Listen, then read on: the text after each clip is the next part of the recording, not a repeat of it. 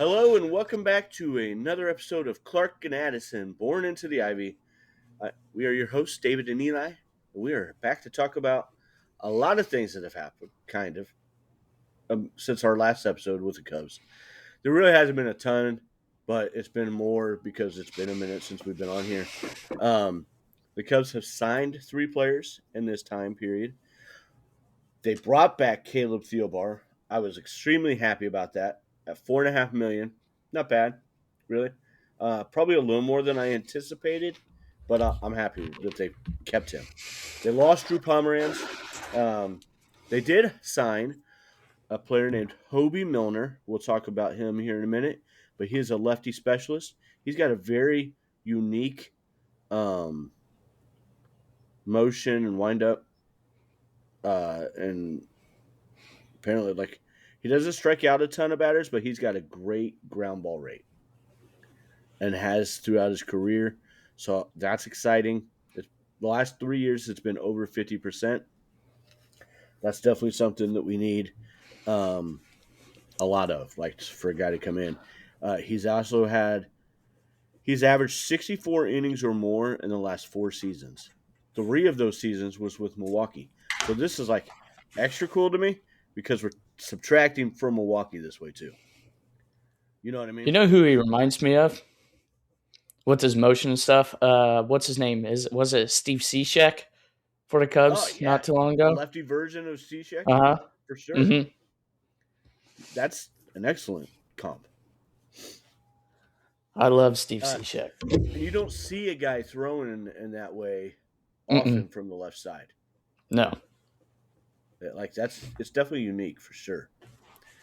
I mean, his K rate isn't high, but per 9, he's over 8 until last year for the previous 5 seasons. Last year was 7.42 for Ks per 9. He does not walk a ton of batters. I love that. And as long as he can keep the ball in the park and get induce ground balls, that's going to be huge, I think, for us. And he was signed at 1 year, 3.75 million. And then the other addition was Tyler Austin, a bat from Japan, not the bat that some of us might have anticipated when you first heard a bat from Japan, or a player from Japan.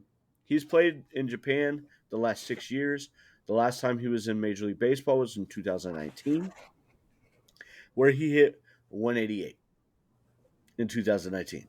Now, it looks like he has grown a lot. I know that playing in Japan is not quite the same as playing in the majors. He also was not a full-time player in Japan either. He had 65 at-bats. No, that's 65 games. He had 246 at-bats. So he was a full-time player when he played. I misread some of that. I apologize when I looked at it just now. His walk rate is over 10%. That's good. His K rate last 2 seasons has been under 20%, which is really good because when he went from the majors to Japan, his K rate was 37% in 19. So hopefully he's learned quite a bit. I'm going to assume he has. He's got some really good power numbers in Japan. He had 25 home runs and then 11 this past year, and about half the at-bats in 25 versus 24. I mean, I think he's a guy who hits lefties. I don't think. I know he's a guy who hits lefties well, or has in Japan. So hopefully that will continue to translate well when he comes back here. It's not like they took a big risk on him. He's 1 year, 1.25 million. My only, I guess, hesitation with all that is they did say that Bush was going to be more of a full-time player. So Mm-hmm. is Bush going to be more of a full-time player and DH some, or is Austin going to DH some maybe? Because Ballesteros probably isn't going to hit against lefties too much, I wouldn't think. Would you agree? Yeah. Yeah, I agree. So maybe they're not planning on having Casey be on the ML roster right now, possibly to start the season.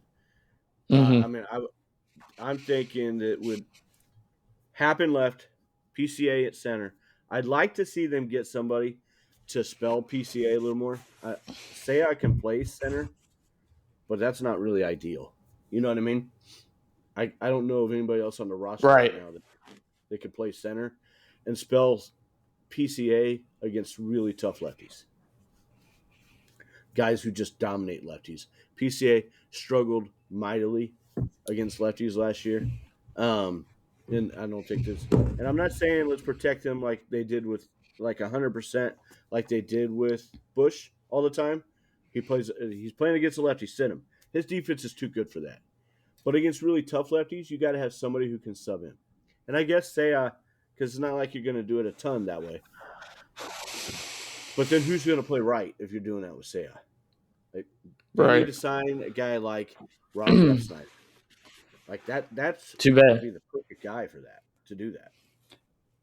Too bad Harrison Bader went to the Mets yesterday. Yeah, but I don't think that was ever really going to happen. Do you?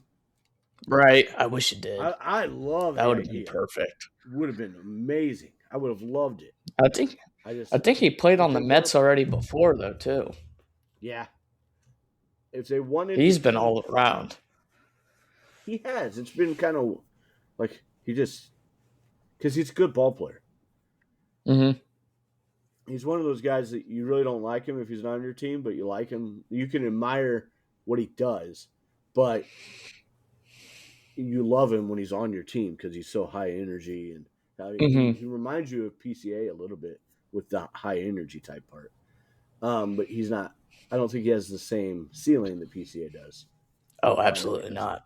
But he's like Ian Happ with more energy. Yeah. Yeah. More likable. Yeah. When he's on your team. So I don't know, man. Like, and then you got Seiya right, who's going to hit against both, and then Matt Shaw, Dansby, Nico, Bush, and then Kelly and Amaya. I think are probably going to platoon.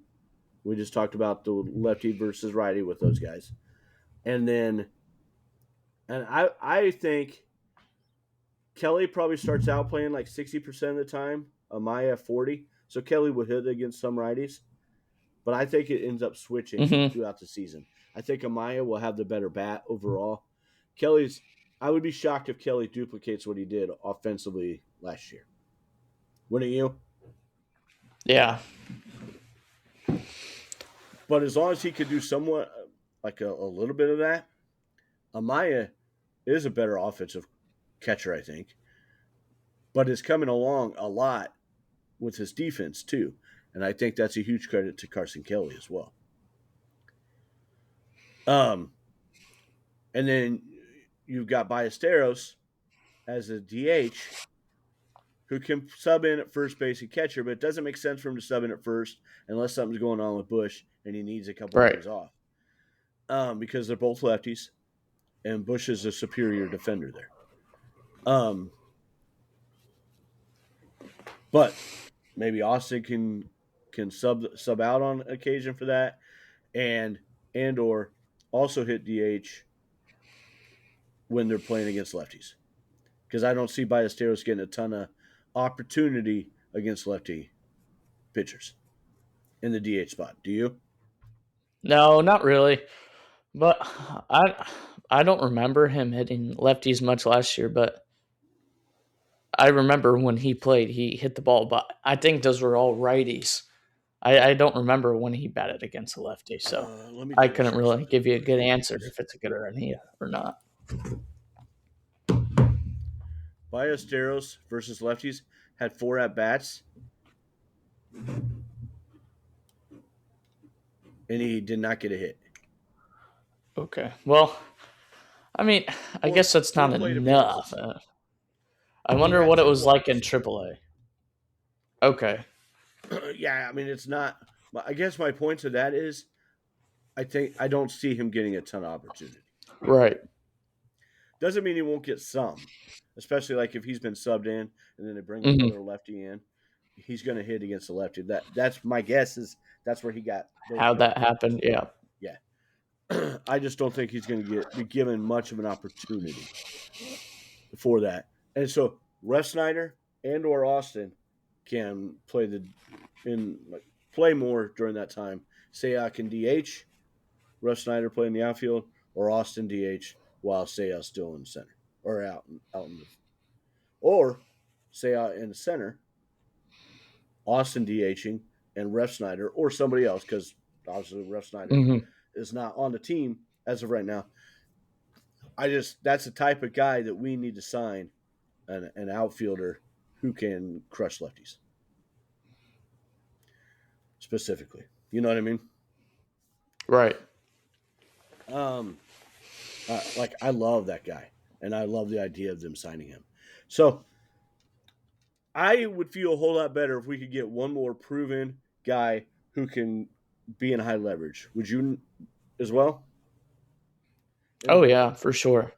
Mm-hmm. So since we've last talked, Drew Pomeranz signed for 1 year, $4 million.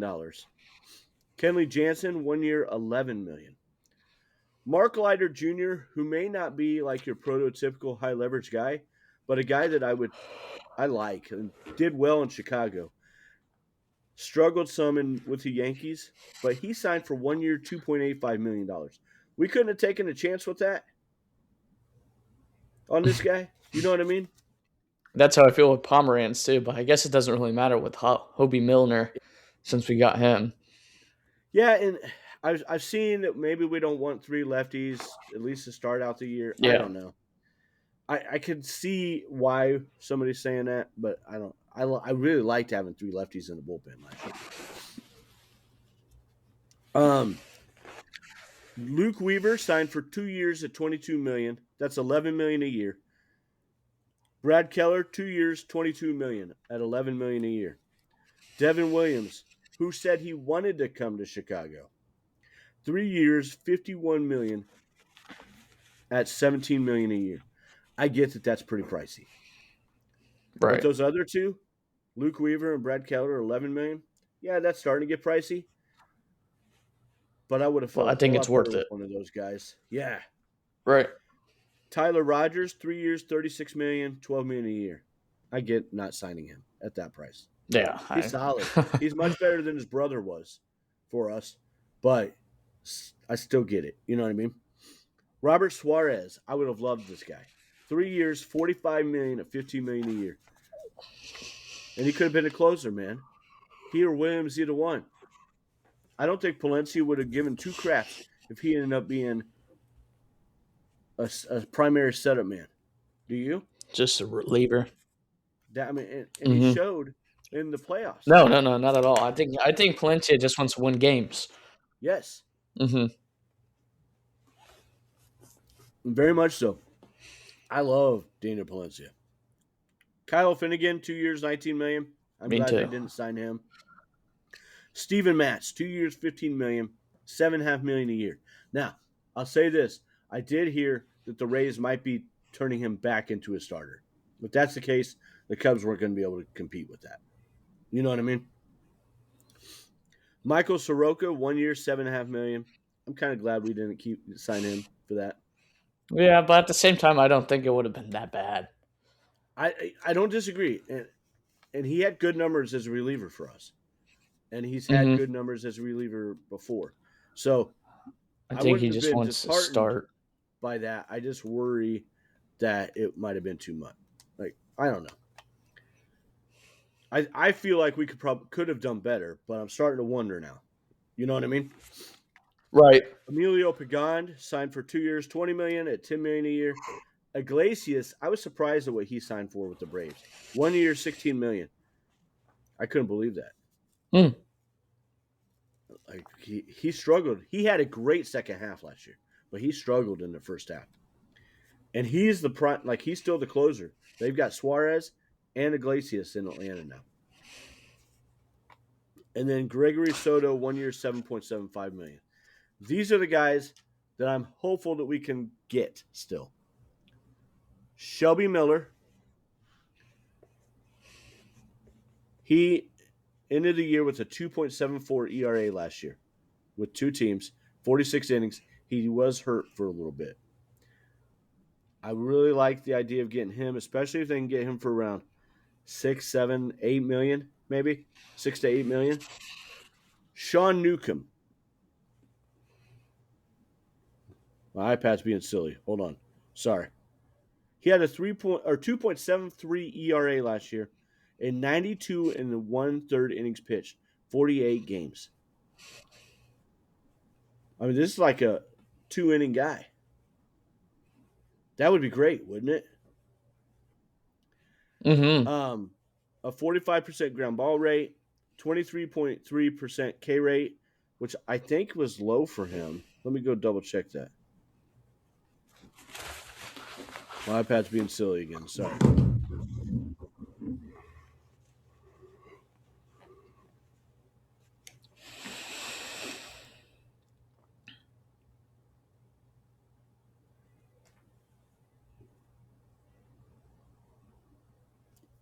It wasn't terribly low, I guess. 8.87 per 9 innings. He has had better, but not continuously. Pete Fairbanks, I don't know about this, but I still think it's worth putting out there. His ERA was 2.83. He's done really good for the Rays the last several years. He's been a solid closer, had 25, 23, and 27 saves the last 3 years. I would almost feel better, though, bringing him in as another setup man type guy and let Palencia close at that point. What do you think?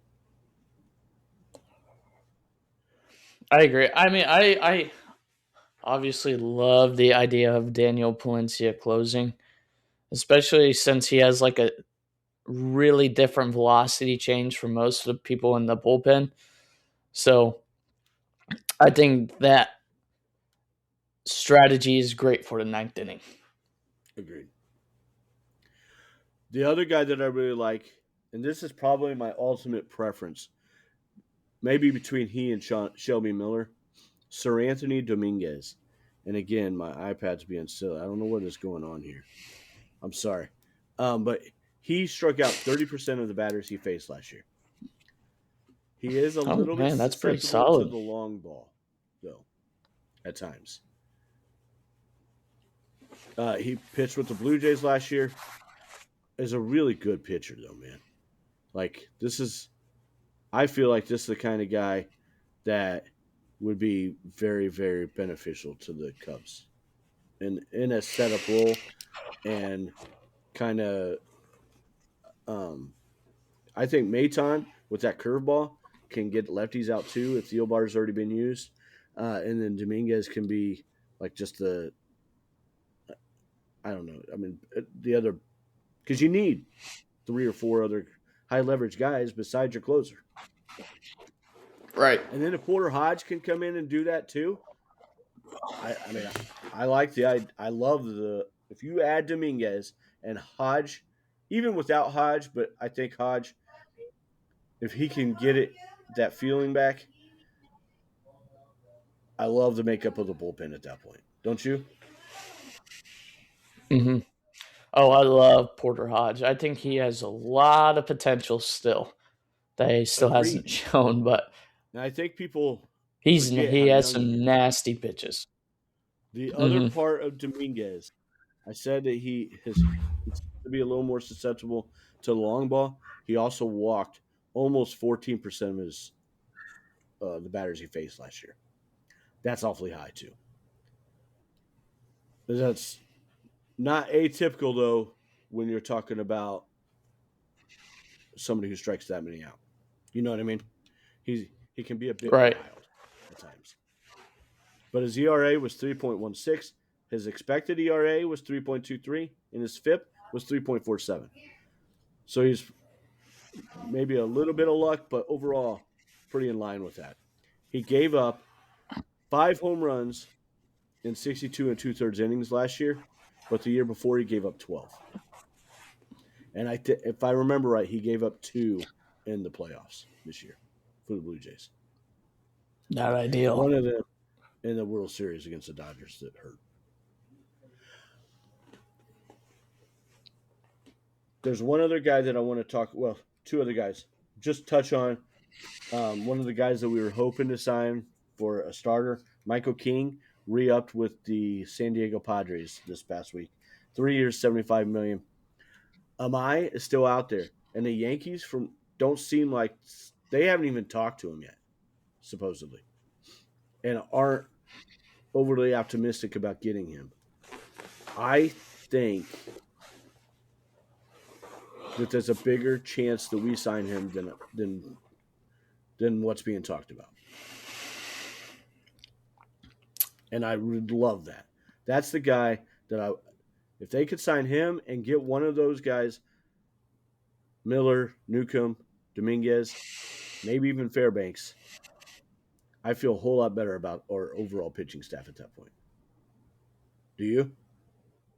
Oh yeah, we haven't even talked about. I think Colin Ray could help be a high leverage type guy too at times. Oh yeah, for sure. Oh yeah, I love Colin Ray. I love what Colin Ray did last season. I've also heard rumblings that they're talking about turning Ben Brown into a full-fledged reliever now, if they don't trade him. I feel like you have to trade him with the package with like Seiya. I think you can end up getting quite a bit out of both of them together. I don't think you're going to get much out of Ben right now until you prove his value somewhere else. Right. I think he would be like a throw-in guy. I would rather see somebody like Jordan Wicks get thrown into a deal like that. It sucks that guy didn't end up, getting where he needed to be. I had high hopes for Jordan Wicks 2 or 3 years ago. There's a lot of rumblings about a trade with Miami Marlins still too, whether it be for Cabrera or Alcantara. And I still say I think Sandy Alcantara is going to be a Cy Young candidate next year. Like, I love the idea of trading for him. But if we can keep some of the players we've got and use that for another trade or something else and sign Amai, I'm ecstatic about signing Amai as well. That possibility. Mm-hmm. So the Cubs have 9 potential free agents after the 2026 season. Matthew Boyd, Seiya Suzuki, Ian Happ, Nico Hoerner, Jameson Taillon, Shota Imanaga, Colin Ray. That's a little tricky because he does have a club option for the 2028 season or 2027 season. So Carson Kelly and Caleb Thielbar. Of those 9, who would be your first priority to re-sign to an extension, and who would be your second? Nico, number 1. It's not even a question. Nico is the heart and soul of the Cubs team. He is the Chicago Cubs. I think, the trade rumors and stuff that's going on is a lot of BS. And obviously, I hope the Cubs don't end up going through with it because, again, he is the heart and soul of this team. And you can't get rid of a guy who gets on base more than anybody else. Like, who are you going to get from the Giants that gets on base like Nico Hoerner? Nobody. I think the only way that they do that is if they think there's no way they can re-sign him. Yeah. And I don't think that's the case. I think that's impossible. I think that one of the Cubs camp or Hoerner's camp put this out there or help make sure it kind of got, because it did get leaked out before the Giants wrote about it. Somebody for the Giants wrote about it, that the Giants wanted him. But I think that that's a good sign, and this is why. Because I think that they may be already talking about an extension. And so somebody's trying to get leverage there. You know what I mean? Mm-hmm. Right. I would sign him. And then for my number 2 spot, I like the idea of signing him. He's my number 1 guy too. I love the idea of signing him for like 5 years, $100 million. Give him 20, 21 million. I mean, I would even go up to 25. I just think that might be a little expensive because he doesn't have the power numbers. I don't think that's expensive for Nico. He doesn't have the power numbers, but he is so good defensively that it's worth it. Mm-hmm. and with the bat. Like the dude is amazing. I love Nico Horner. Of the current crop of Then players, for my number, he was the oh, first jersey I had of the current crop of players. oh yeah, he was Yeah, my second. I got him over Number Happy. one, I think, was Matt Shaw. Wait, no, I got PCA and then Matt Shaw and then Nico, unfortunately, but I got a pretty cool Nico jersey out of it, the Field of Dreams one. So That is a pretty cool jersey. yeah. Your dad's got Um. Okay, the number 2 spot, I got Matthew Boyd. What Matthew Boyd did this season was unbelievable for what we thought he was going to do. I know the second half of the season he started to slow down, but in the playoffs he recollected everything that he did, and then he showed up in the playoffs and did really well. So I think Matthew Boyd and hearing his story and stuff should stay with the Chicago Cubs. I would love that. Mm-hmm. He's probably third on my priority list, though. I'm going to say, I've gone back and forth about this, and we talked about this a little bit. Carson Kelly. And I say that He was my third. Not because, no, he's your third, Kelly is? Yep. I think the Cubs have a ton of catcher depth right now in the organization. But what Carson Kelly has done this past year with the pitching staff and what the turn he made offensively, I don't expect him to duplicate that offensive season from a year ago. I think that was probably his career year. But if he can have some kind of a semblance of that and continue to work with the pitching staff the way he has and continue to teach Miguel Amaya, who I think is that guy offensively, and kind of switch roles where Amaya is 60% of the time and Kelly's 40% of the time, I love that idea. Carson Kelly, I think, has been one of the most underrated players on the team. And I think that I don't think a lot of casual fans understand how important handling a pitching staff is for a catcher, with a catcher, and how hard that is. And he makes it look so freaking easy. Mm-hmm. So easy. I love the guy, and I would love to see them keep him. And I don't think it would take a ton of money to do so. I'm going to have to agree with everything there besides, the most underrated player. I think the most underrated player was definitely Colin Ray. Most definitely Colin Ray. That's fair enough. Fair. That's fair. Most underrated offense or position player. How about that? Okay. I agree with that one. I think Nico's underrated. I don't think he's valued correctly either by everybody. But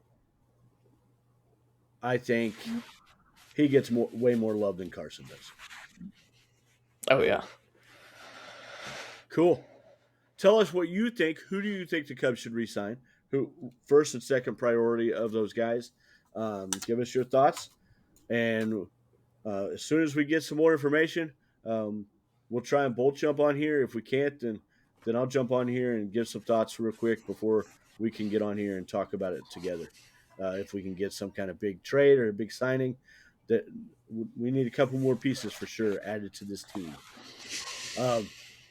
Until then, if we don't talk to you before, everybody have a Merry Christmas. Thank you very much. Don't forget to like and subscribe. Smash the like button if you're listening on any listening platforms, or if you're watching on YouTube, make sure to follow us, leave some comments, and give us a like. Everybody have a great day. Go Cubbies.